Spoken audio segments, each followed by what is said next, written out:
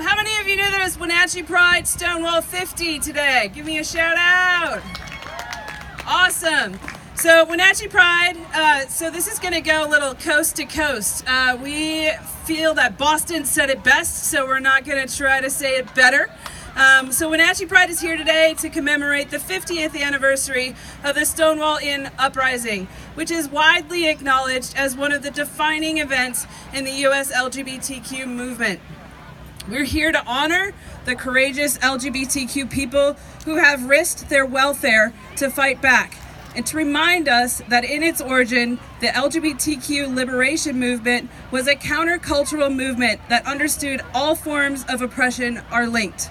All forms of oppression are connected, and the more we are divided and conquered, the more we will be oppressed. So this is why it's so important for us to be doing intersectional work. It's important and as a reminder, to remember to extend multiple hands to the most disadvantaged among us, to listen to their voices, understand their experience, hear their stories, and in effect, to participate in inclusive community building by addressing all forms of social injustice. For those of you who don't know, a little after 1 a.m. on June 28, 1969, the Stonewall Inn on Christopher Street in New York City was raided by police, as it often was.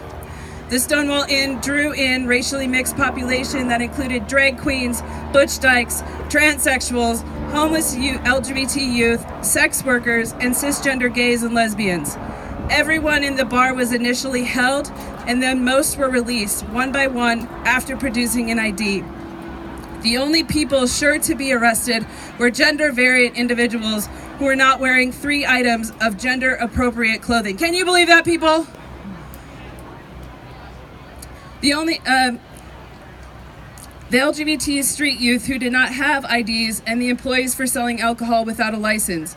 A crowd gathered outside of Stonewall, many waiting for their friends to come out, cheering each time a released patron emerged from the bar.